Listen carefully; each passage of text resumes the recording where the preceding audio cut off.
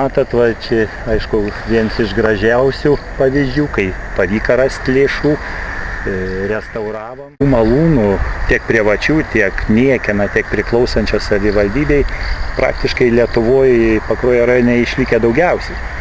Tačiau kokią didžiausią bėdą jie turi, tai netgi radus pinigų sutvarkymui, restauravimui arba, sakykime, bent jau jų užkonservavimui, tolesnė priežiūra, tolesnės panaudojimas.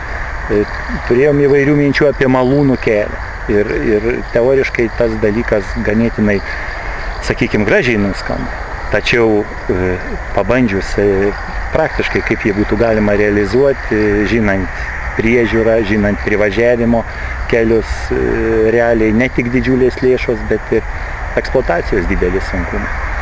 Tai dar pridėjus nesutvarkytą dokumentaciją, kadastrinių matavimų, sklypų formavimui, kas leistų irgi prieiti prie europinių lėšų. Mes iš tikrųjų esam dirbėjai, tebedirbam ir su Norvegijos fondais, su ES fondais, Latlito fondais, turi minčių tiesiai eiti į Europą, į Briuselį, irgi galima pritaikyti idėją ir būtinai galvojant apie išlaikymą, minimum ne mažiau kaip 5 metus.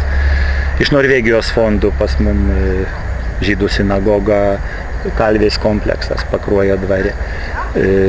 Ir galimybės, kaip tu sakai, ir, sakykime, Rozalimo medinė sinagoga tikrai būtų. Aišku, toje vietoje yra kiti dalykai, ne mums priklauso.